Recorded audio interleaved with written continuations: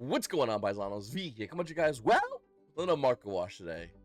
You know, I'm gonna be starting to stream soon. I know I always say it, but my video card went on me, so I had to buy a new one. Actually, I'm gonna be posting in my community tab. You guys can go check that out right now, and just see how it looks now with the new video card. And yeah, so that happened. And then shipping happened. Basically, I ordered about $2,000 worth of Yu-Gi-Oh cards last Monday, and then shipping was just a mess.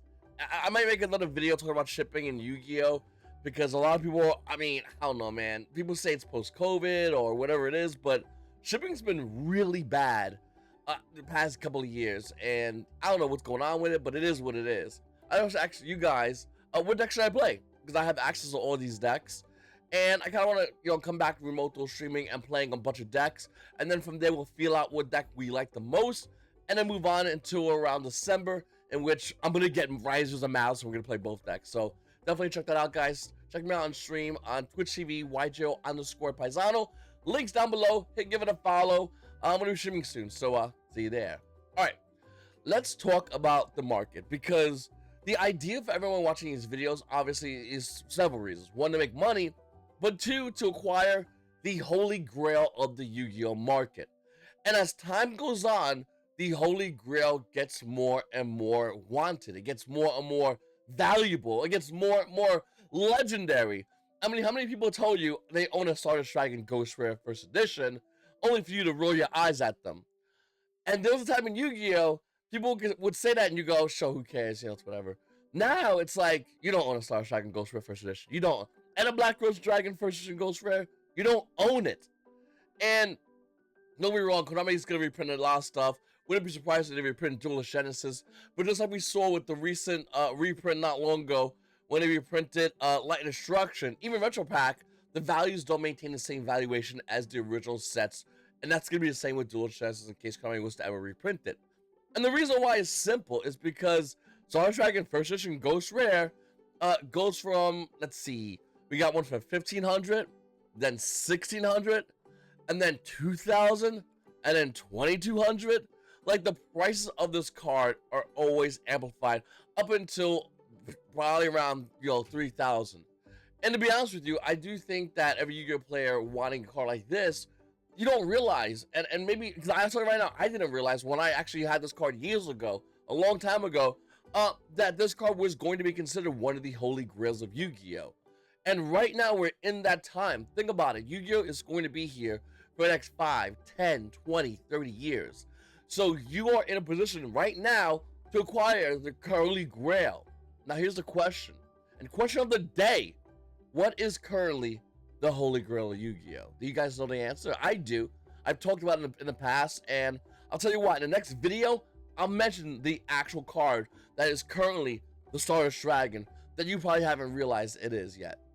It's really easy, really simple. Just follow the trends as we always do, and as Konami always loves to leave for you. But the Holy Grail of Yu-Gi-Oh! Something I think it's really important, guys. I always go over the story, but at one point I did let you play Stardust Dragon First Edition for around $75, because that was how much value it was at the time. Now the card's obviously a lot more money. Actually, we bought this card. Anyway, all right. Looking over my crossover breakers, we mentioned in the beginning of this video that I'm excited about this set. Hopefully, you guys are excited about the set as well. This set, I'm not even joking you. It feels like Telements, where everyone hated Telements, and very few people liked it. Even fewer liked the mirror match.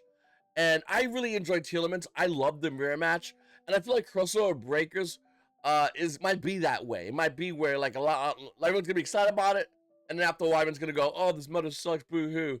And I'm here playing and having a damn good time. And I'm telling you right now, I'm really excited about crossover breakers releasing these 3 archetypes. I'm probably gonna buy a case. And if someone can reach out to me and let me know, whether it's on Discord or what have you, on Discord if you can, let me know if there's anywhere that I could buy a case and get it on the day that the set comes out. Because I really want to buy a case of this set, and I want to do a case break on the day of release. So let me know if you guys know anybody, or comment down below, what have you, because I want to buy a case, at least 1 case, maybe even 2. All right, look at our vitality and see the super rad OTS Tournament Pack 4 has spiked in value.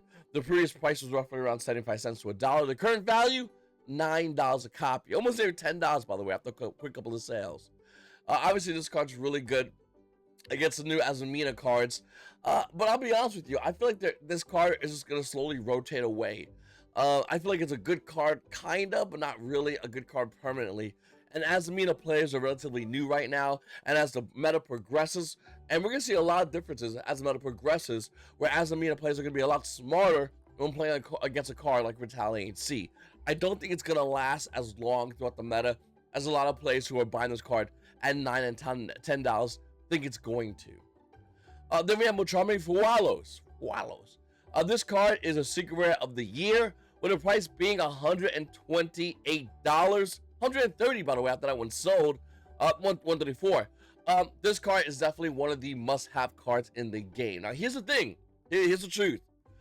If you can get your hands on one of these, that means your cross-out designations, your Holy Grail, your Ash Blossoms become that much stronger universally at stopping this card.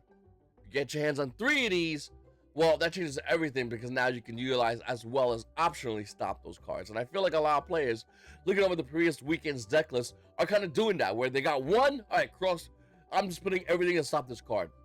Or if they got 3, they're putting 3 in, and maybe if they want, they can stop the card. So it's really interesting take on Fualos. Obviously, this card, it's just so much money. It really debuted roughly around, no, not 160, no shot. It debuted at a lot of money, but not this high. But it went down a little bit, then it spiked back up. Fualos is definitely a card that a lot of players need as a 3 of. And it's going to be that I definitely until the foreseeable future. Looking at Konami OCG, this is a staple. We're likely going to be finding its way into the bans eventually in the OCG. And then here at TCG, maybe by Nationals this might get lowered, but we don't really know 100% currently.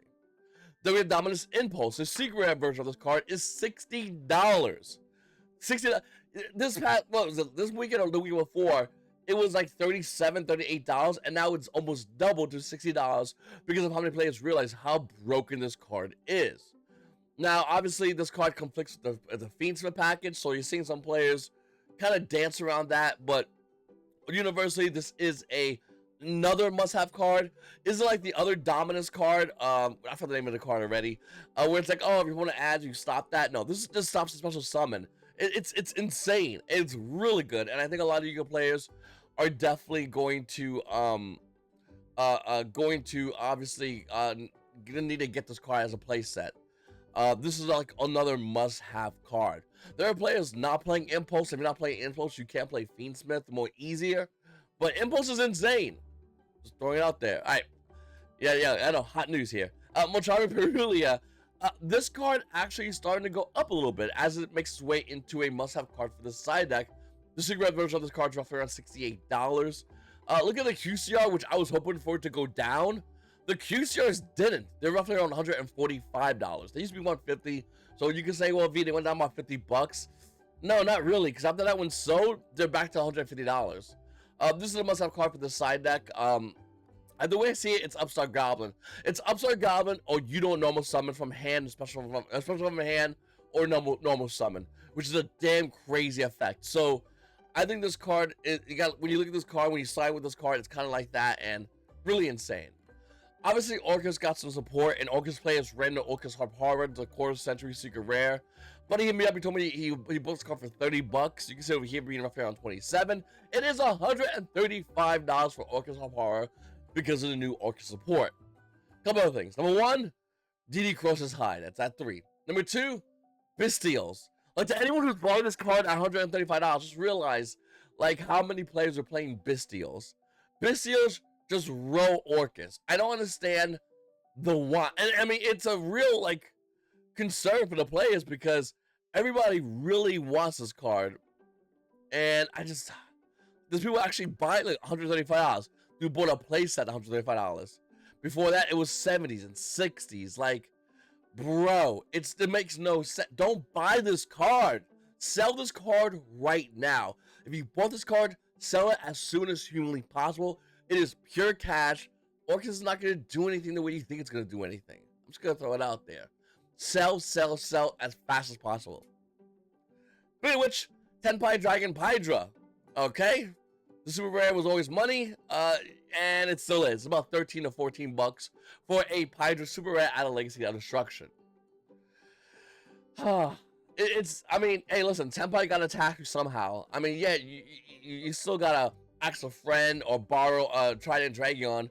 But Pyra, hey, you ain't asking nobody for nothing. You're shelling out about 14 to 15 bucks for this. Because without Trident Dragon, Tenpai, besides more Charmers, I guess, were relatively inexpensive. Moving forward, let's talk about Centurion for a second. Because a lot of players are playing Centurion, and a lot of players don't know how to play against Centurion. So I'm going to give you the goo. See this card right here? See that? See that? You just stop that and you win. Like, that's simple. Like, I don't understand why everyone's like freaking out. You can ogre this. You can cyclone this. I mean, you stop this card, Centurion players are in a world of hurt. Obviously, ogre does a lot more against Centurion, and ogre is starting to make a comeback as well. And I do think Centurion is a cool deck, but I also realize the fact that Centurion is one of those decks that have an apparent weakness that I think the Yu-Gi-Oh player base is slowly realizing. Once about a shift some players realizing more, I think we're going to see a lot more players play Cosmic Cycle in their side deck, maybe Ghost Ogre in the main deck or side deck, and that would basically take care of Centurions. I think Centurions is a cool deck, and I always liked the deck a lot, but one thing's factual, the deck isn't at a tier 1 level. The reason why it catches people off guard, because everyone and mother forgot how to beat this deck. And it's really simple, actually.